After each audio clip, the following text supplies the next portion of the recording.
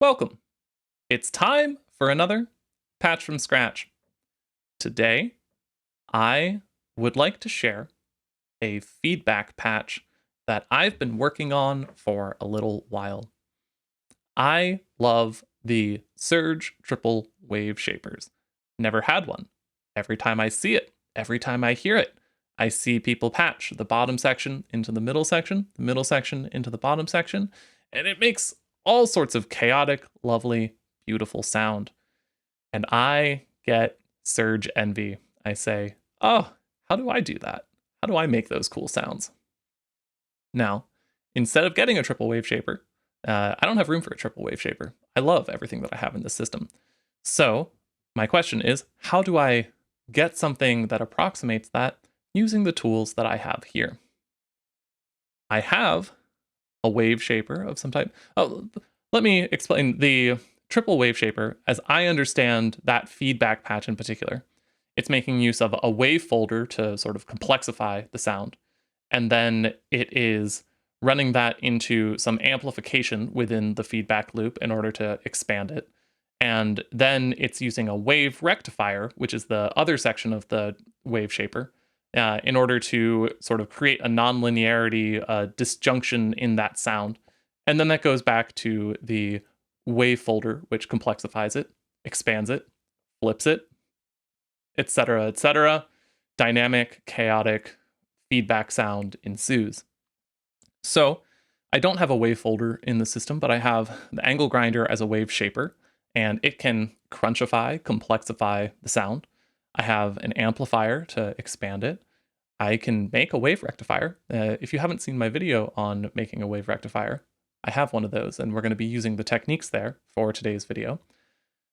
And in theory, that should be everything that I need to get close to an approximation of that Wave Multipliers patch. It's taken a lot of experimentation, though, to get exactly something that feels right for it. And with the angle grinder, there have been a couple of tricks in order to make that work that I would like to show today.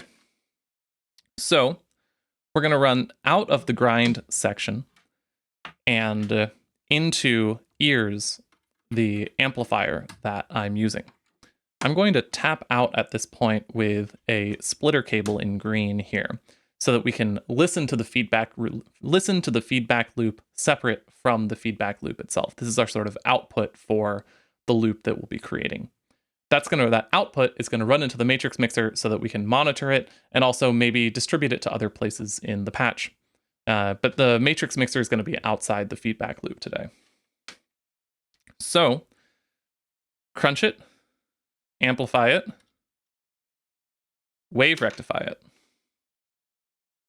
The rectification process that I'm going to be using today is going to be a negative half wave rectification. I want to take my input and take only the negative side of that input flipped back up to only be a positive side. So we're inverting the waveform and then half wave rectifying it. And I'm going to build that out of the duot and the 2VCA here. The output of the wave rectification is going to go into the inject input on the angle grinder. My problem with this sort of feedback on the angle grinder has been running from grind into spin has never gotten me the results that I want. And I was thinking if there was some way to run from the spin section into the grind section, that would be so convenient for the type of wave complexifying that I think I need for this patch. Well, the inject input goes straight into the spin section, and the spin section is normaled by default to the grind input via the band, sort of a funky processing on the bandpass output of the spin section. So I think that this works. I think that going into inject and out of the grind section lets me do spin, then grind, which is kind of cool. So that's our feedback loop. The one thing we're missing is the wave rectifier. The way that this is going to be put together is very briefly. I have a video on this if you look back in my channel a little bit. But we're going to take a positive offset to the input of the VCA. So we always have just a positive offset there. And then we're going to invert our wave because, like I said, I wanted to get the negative side of it and run that inverted copy of our waveform that we want to process into the VCA. Now, this is a little backwards from how you're probably used to using a VCA. Normally, you run the sound that you want to hear into the input, and you run your control signal to open and close it into the CV control. But if you think about it, the CV control responds to the positive half of a waveform, and it ignores any negative values in a 2-quadrant multiplier like this, a standard VCA. So if we have just a full 5-volt signal at our input, and we sort of draw over it for the positive half of our waveform and not the negative half of our waveform, we get wave rectification. So we're going to do that with the inverted copy of this signal. And that's our feedback loop. I'm going to monitor out of the matrix mixer here. And let me show you what this sounds like. We're going to turn up some gain. We're going to turn up our grind comparators, and let's see what we get.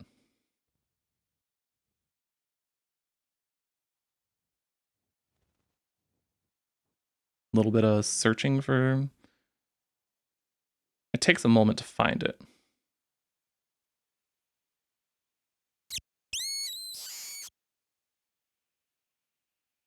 Oh, it's in there.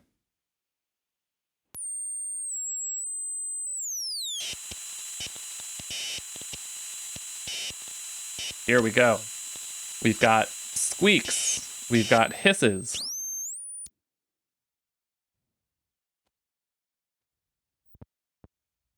Let's...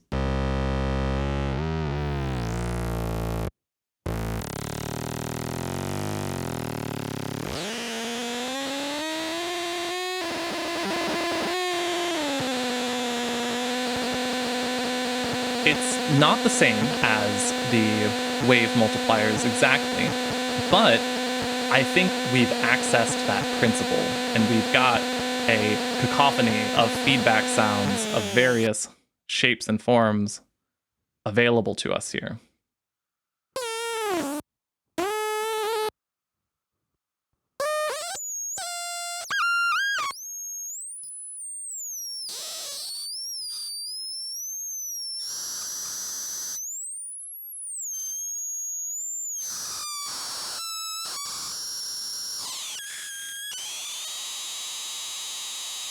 Notice that we're not using the grind to spin here. There's some stuff that we can do with that, but we're going spin into grind instead.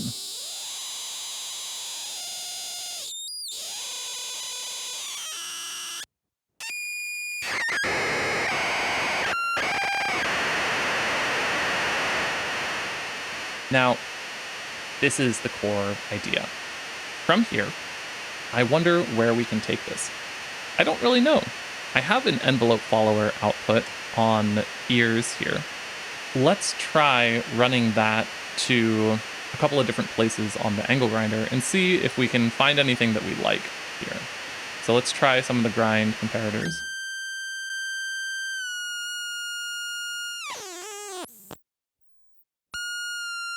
Maybe.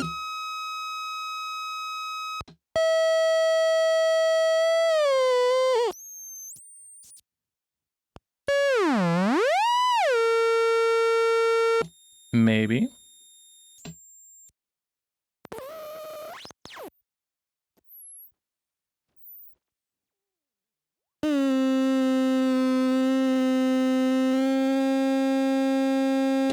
Maybe.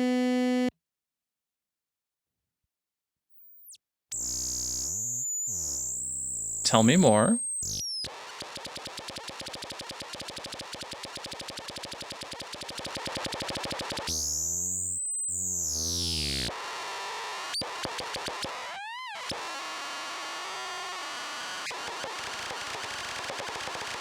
I like inverted bandpass. I think there's some work to be done there.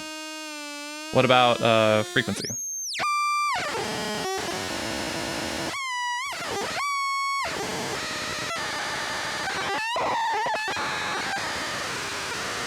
Yeah, I think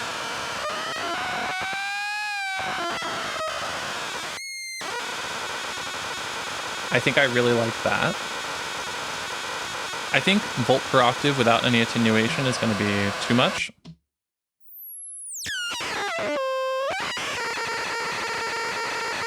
It works, but I think it's too much without attenuation.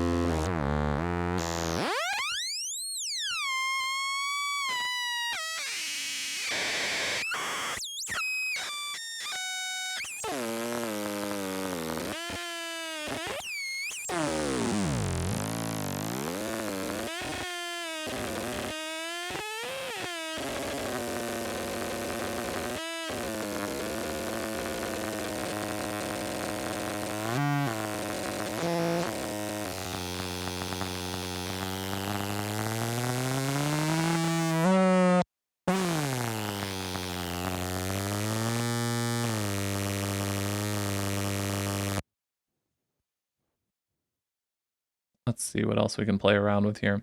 I want to go back to... I think I like the grind control on the fourth comparator the best here.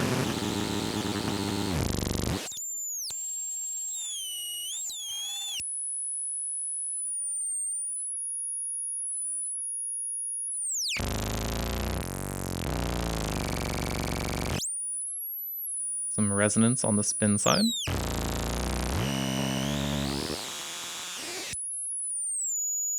Doesn't make a big difference.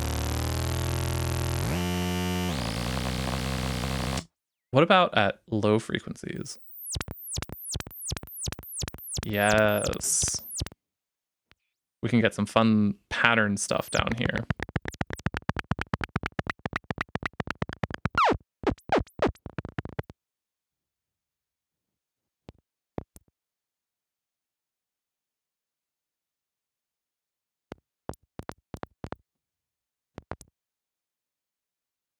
What do we think?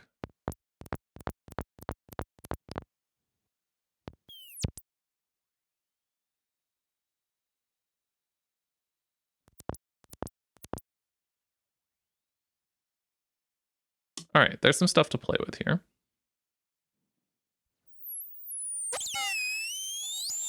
Oh, that was cool.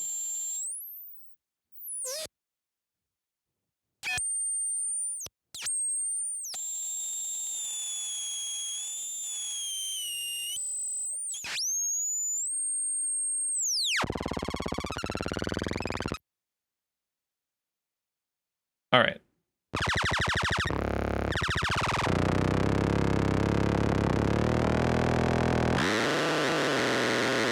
There's a variety of things here to play with. For the moment, I'm going to leave it here. This is going to be our core feedback loop. We can just move between some of these ideas that are present here.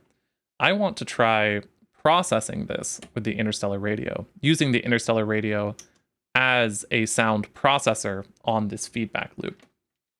So the matrix mixer outside of the core feedback loop is going to run into the Interstellar Radio and then back into the matrix mixer. And that way we can monitor both the core feedback loop and whatever we send to the Interstellar Radio. So let's hear what the Interstellar Radio sounds like. Let's hear what... This is our core loop. Let's get the Interstellar Radio to track that a little bit.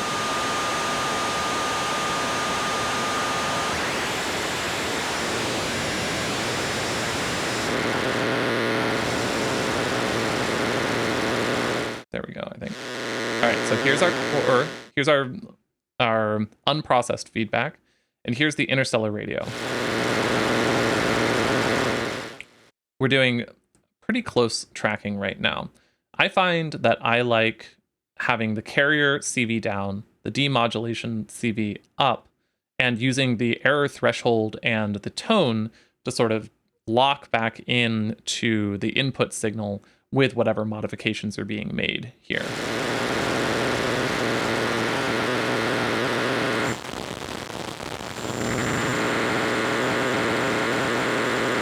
so we can process that sound.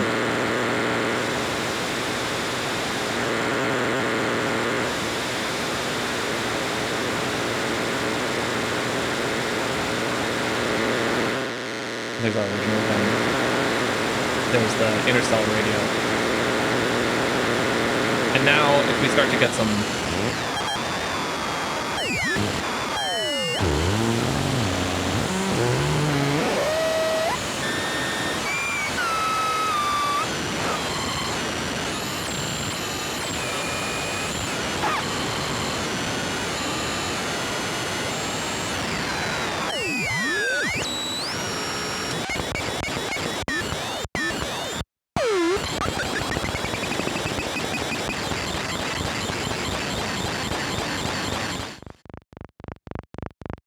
We could even take this rhythm here.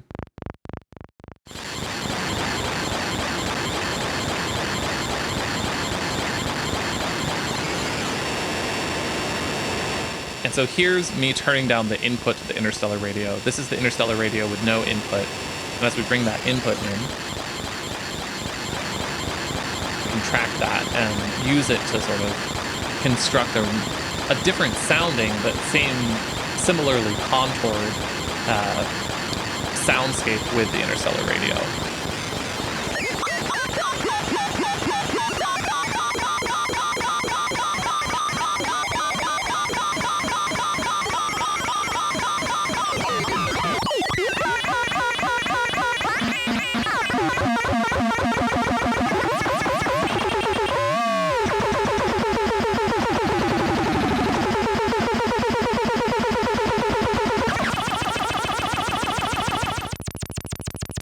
Here's our original sound. There's that Interstellar Radio.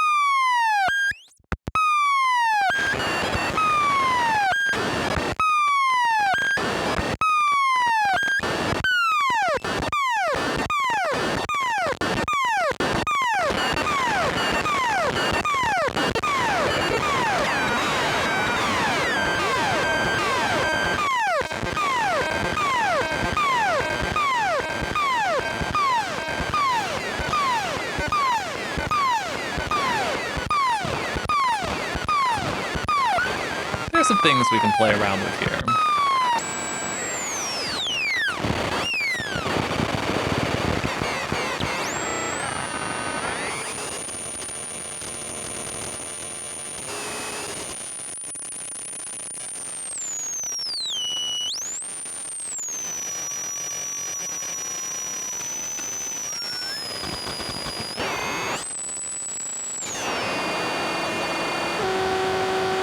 Let's take that envelope follower off where we had it before and just play back around with.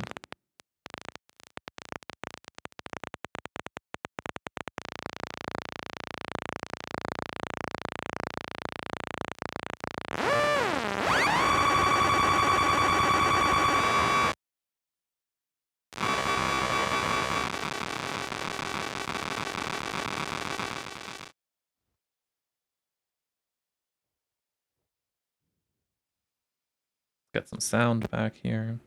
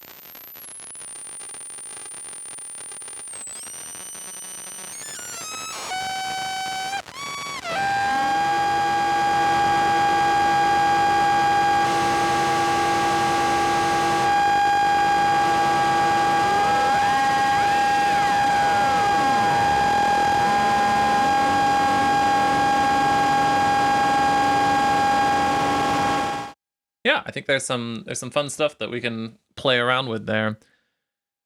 But yeah, the core idea here is that Angle Grinder, we have a new way of approaching feedback patching on it, and then we can take that core feedback loop and we can drive other elements in the system with that, such as the Interstellar Radio as a sound processor that is working on the feedback material that we generate from the Angle Grinder. There's some fun stuff to play around with here. This is, I think, my second favorite patch for the Angle Grinder. It still needs some tweaking, some work to figure out. I feel like there's ways to push it farther, and I haven't quite found them yet. My favorite feedback patch on the Angle Grinder is much more simple. Actually, we can keep that, and instead of everything else, let me just demonstrate that patch real quick. That is simply inverse bandpass out to grind in. We bring grind over to spin, and let's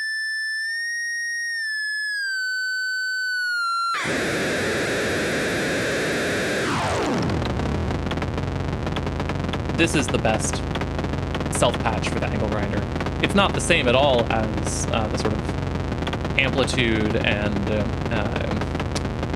rectification process, but it's its own great patch. Let's hear what that sounds like as a bonus round through the Interstellar Radio.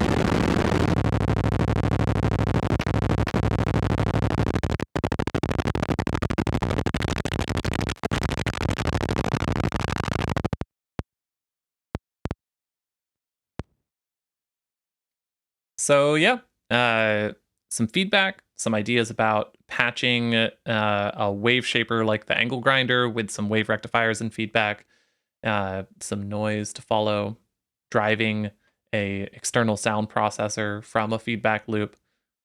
I hope that you've enjoyed this little exploration, and I'll catch you next time for something new. Who knows? We'll find out together. It'll be a fun exploration.